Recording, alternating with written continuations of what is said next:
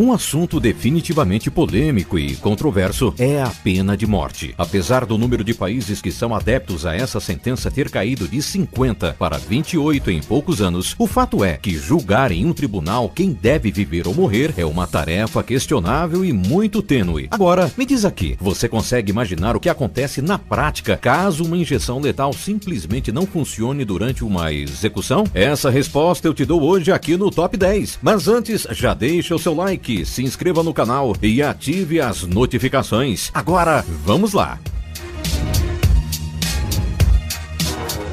Em todo o mundo, diferentes métodos de execução são aplicados em diferentes países, onde a pena de morte é legalizada. Entre eles, temos como exemplo a decapitação, enforcamento, cadeira elétrica e injeção letal. Muita gente ainda não sabe, mas a China, seguida do Irã e Iraque, são os países que mais levam seus prisioneiros para o corredor da morte todos os anos. Será que uma injeção considerada letal poderia simplesmente falhar? Se sim, será que de fato ela é indolor, como dizem tanto por aí? Pois bem, quando o assunto são os métodos utilizados para executar um prisioneiro, muitas pessoas acreditam que a injeção letal é a opção mais eficiente, indolor e rápida que existe. Mas na prática as coisas não são bem assim. Nos Estados Unidos, por exemplo, país que mais mata com injeções letais, o método é muito questionado e, acredite você ou não, detentos no corredor da morte em 2018 no Tennessee, mais precisamente David Earl Miller e Edmund Zagorski, chegaram a pedir oficialmente na justiça para que suas execuções não fossem feitas com uma injeção letal, mas sim com uma cadeira elétrica. Isso porque, apesar de gerar muita dor em quem passa por ela, a cadeira elétrica consegue tirar a vida de alguém em uma média de 35 segundos, enquanto a injeção letal, caso ocorra tudo bem, leva ao menos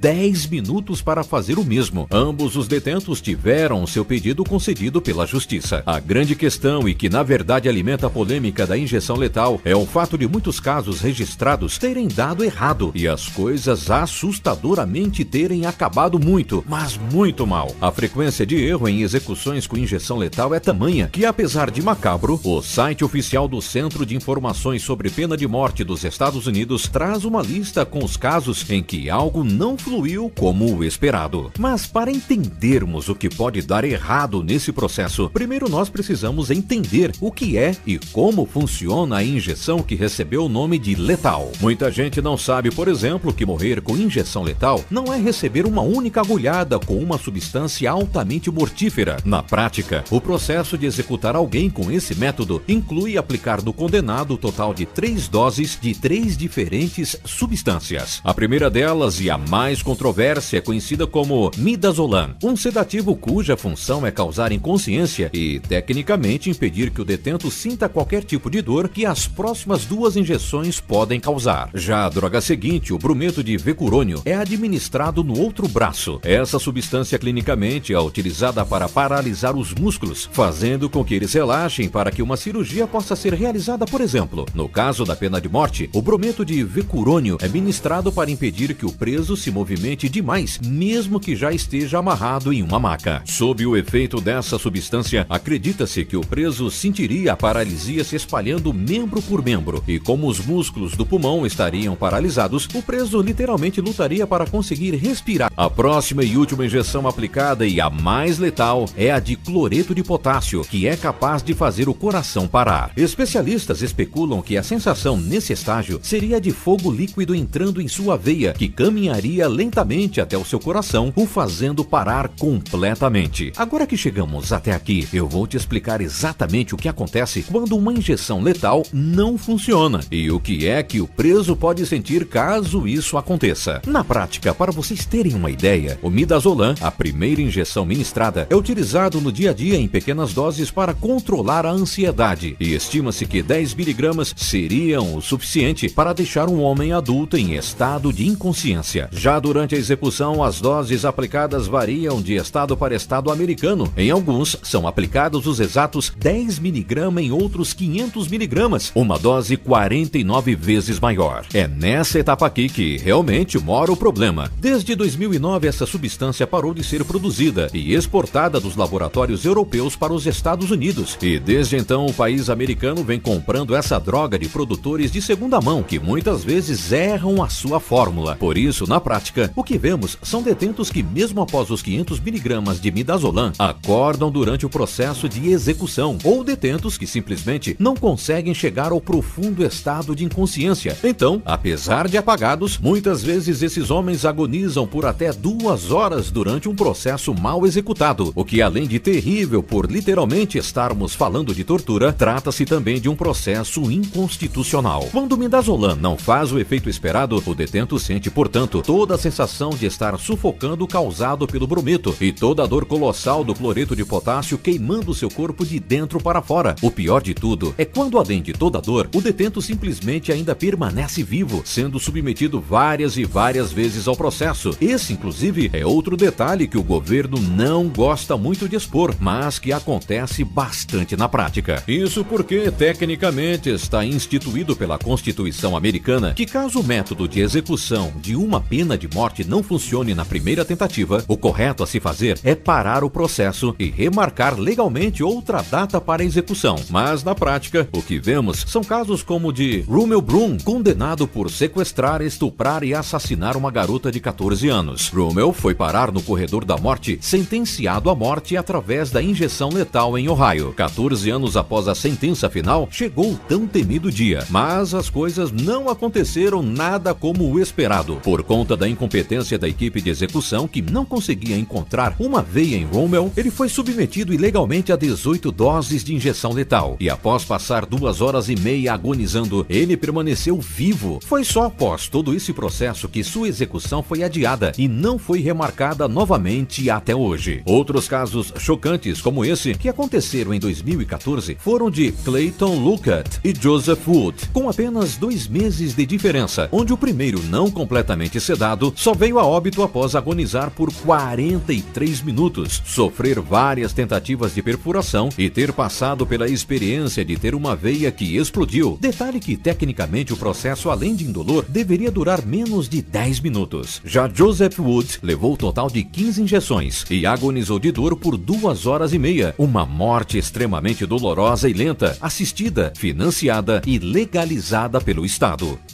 Hoje nós ficamos por aqui, mas aguardo vocês no próximo vídeo.